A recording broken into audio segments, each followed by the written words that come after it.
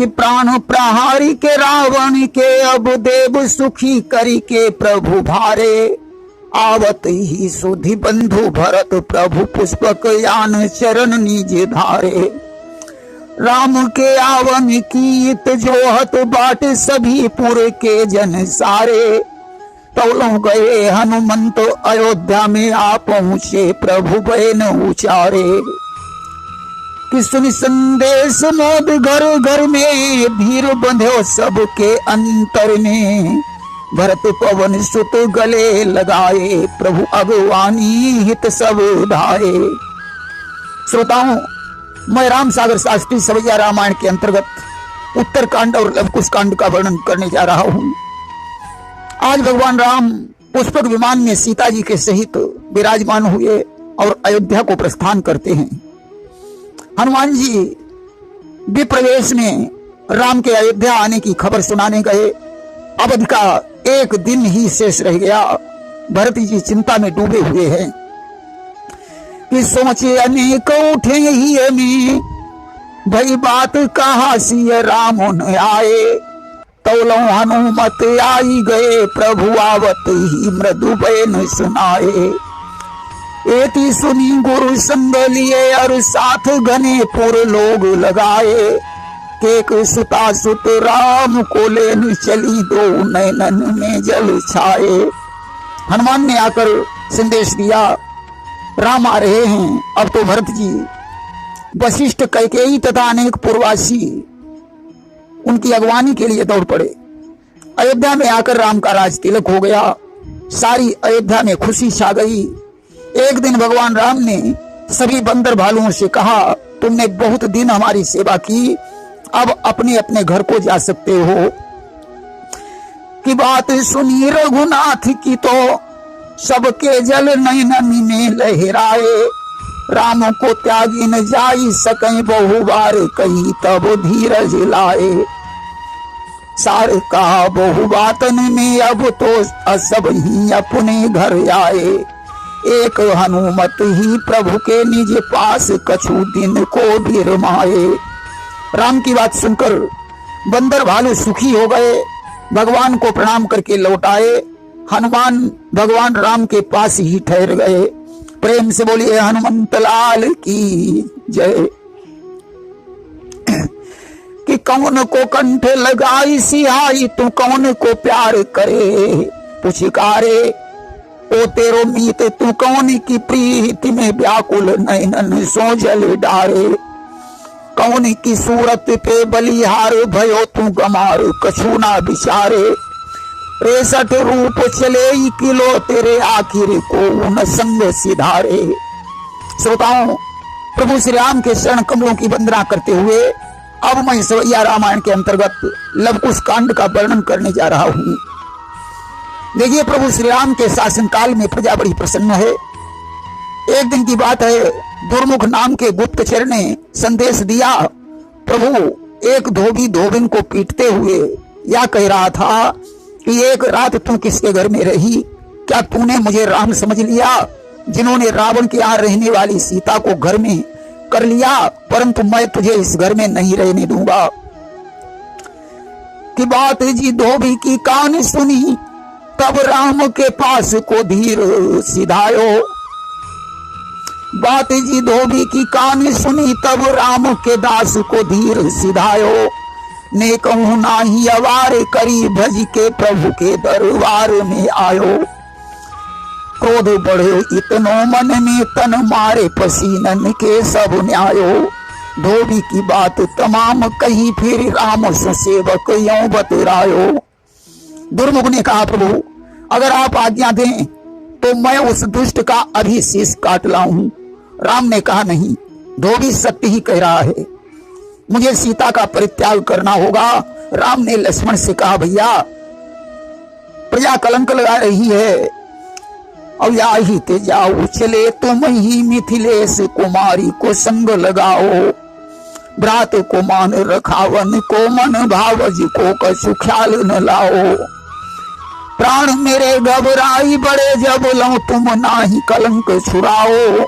सिय को छोड़ी कहूं वन में मोही आई तुरंत संदेश सुनाओ। लक्ष्मण सारा मोह छोड़कर तुम सीता को वन में कल ही सवेरे छोड़ आना। इधर राम ने सीता से कहा, प्रिय मैं जानता हूं तुम निष्कलंक हो, फिर भी प्रजा की भलाई के लिए तुम्हारा परित्याग करना पड़ेगा। सीता ने कहा, अयोध्या सम्राट ये क्या कह रहे हो कि महाराज कहो तुम आज कहा, प्रभु जान ही रहे मैं हूं पूर्ण सती, और या समय पे विचार करो यह दासी तुम्हारी है गर्भवती। बन बीच अकेली पठाई पिया, अबला को महा दुख देऊ मती, मन धीर न होई विसारो न मोही, मरु नित रोई मैं प्राणपति। सीता ने कहा, अवधेश्वर मैं तो अग्नि परीक्षा दे चुकी हूँ और फिर इस समय मैं गर्भवती हूँ। राम ने कहा, सीते मैं सब कुछ जानता हूँ।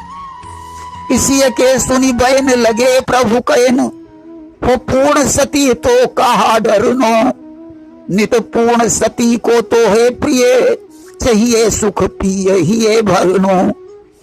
यदि लाज हमारी बचावो तो बन बीच निवास पर ही करनो, नहीं तो जिए जानी सिया तुम ले पिया को है जीवित ही मरनो। तुम अगर पूर्ण सती हो तो पति के वचनों का पालन करो।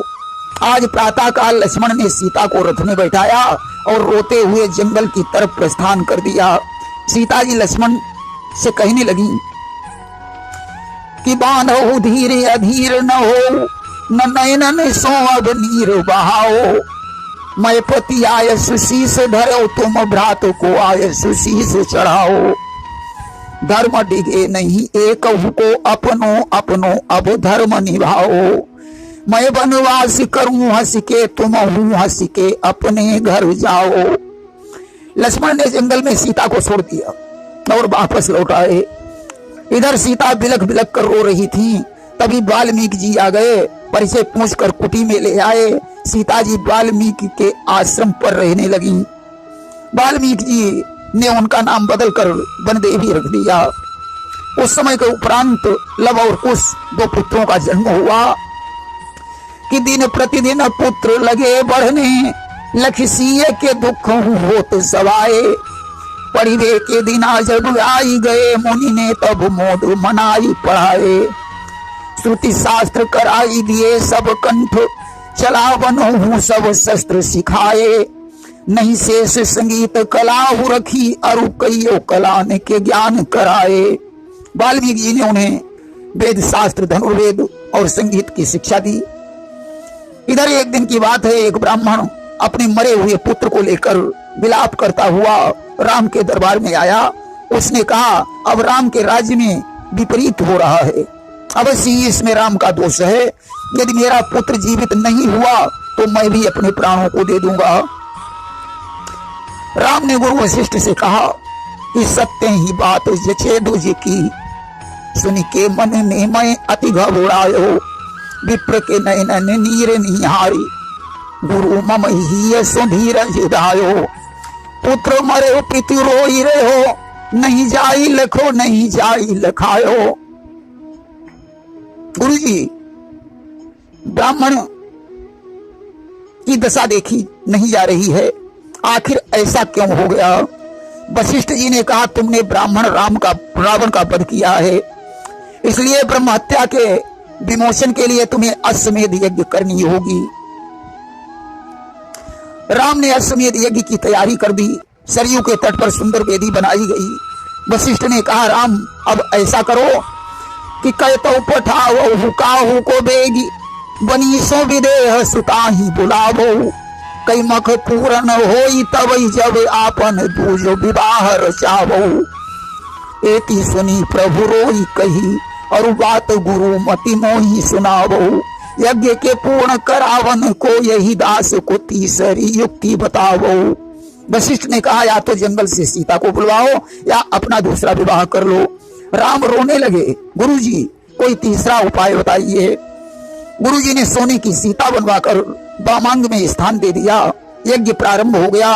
राम ने श्याम कर्ण अश्व का पूजन किया, मस्तक पर विजय पत्र बांध दिया और दिग्विजय हेतु घोड़े के साथ सेना सहित शत्रुघ्न लाल को भिजवा दिया। ऋषियों से पूछा सबसे पहले घोड़ा कहाँ जाना चाहिए। ऋषियों ने कहा लवणासुर मधुपुरी में बहुत अत्याचारी है, इसलिए घोड़ा उसके राज्य में पहले जाना चाहिए। लवणासुर के सैनिकों ने घोड़ा पकड़ा। लवणासुर का शत्रुघ्न से युद्ध हुआ। लवणासुर मारा गया। शत्रुघ्न ने उसके राज्य पर अधिकार कर लिया और अपने दोनों पुत्रों को आधा आधा राज्य दे दिया।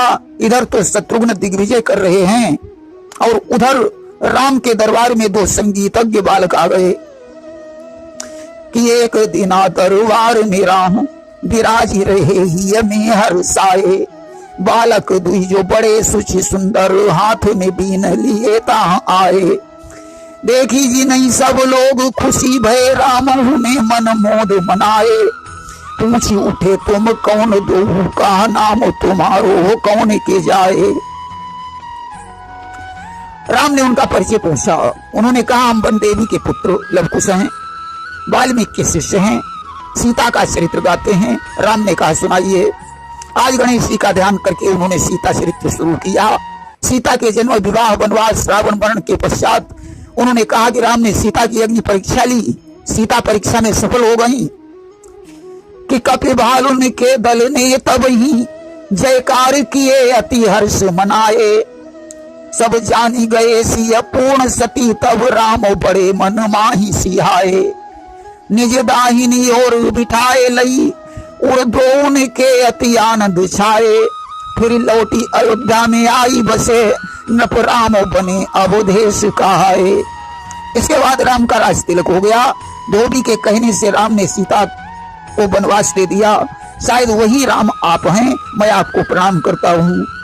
बालक चले गए, राम देखते रह गए। धीरे धीरे वही घोड़ा वाल्मीकि के आश्रम पर पहुंचा। लवकुश ने उसे पकड़ लिया।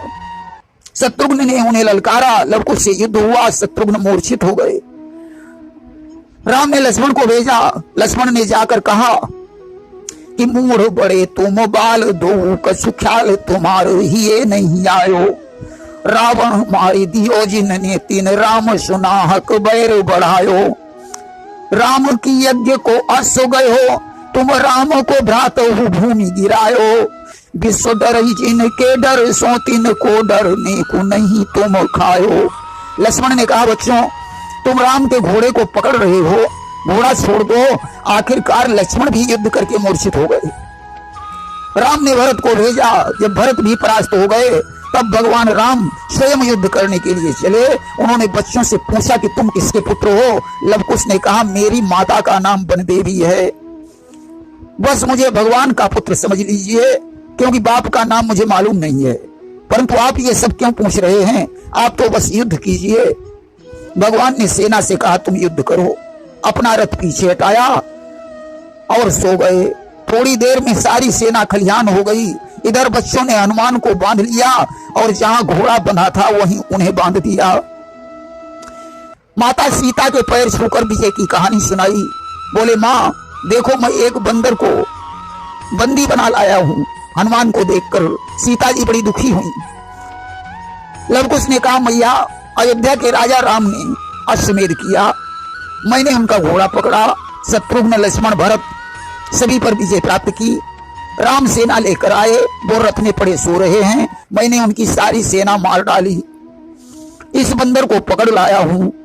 सीता जी इतना सुनकर जोर जोर से रोने लगी। तब तक वाल्मीकि जी आ गए। उन्होंने कहा बेटी तुम क्यों रो रही हो, जो लोग मर चुके हैं उन्हें तुम अपने पतिव्रत के बल से जीवित कर सकती हो। आज लवकुश सीता और वाल्मीकि समरभूमि में गए, देखा राम रथ पर सो रहे हैं, तमामों वीर मरे पड़े हैं। और बोली उठी किलकारी सिया तब जो मैं सही सतवंती सुनारी। तो विधि बेगी करो दुख दूर हर उर पीर लगे न अबारी। जीवित हुई मरे जो परे सब वीर हैं यही पुकार हमारी। जो ये काज सरे नहीं आज तो लाज रहे न हमारी सुखारी। सीता ने कहा अगर मैं सच्ची सतवंती स्त्री हूं तो जितने वीर यहां मरे पड़े हैं वो सब जीवित हो जाएं। अब तो सारे वीर जीवित हो गए। अब वाल्मीकि राम के रथ के पास पहुंचे, उन्होंने राम को जगाया। राम सेना को जीवित देखकर प्रसन्न हुए। सीता को उन्होंने हृदय से लगा लिया। दोनों बच्चों के सहित अयोध्या में लौट आए। एक दिन सीता को दुख हुआ, उन्होंने पृथ्वी से ठौर मांगा, भूभाग फट गया और सीता पृथ्वी में समाहित हो गई। वहीं पुत्रों पर राज्य का भार डालकर चारों भाइयों के सहित राम ने संन्यास ले लिया और परम धाम को चले गए। प्रेम से बोलिए सियावर रामचंद्र की जय।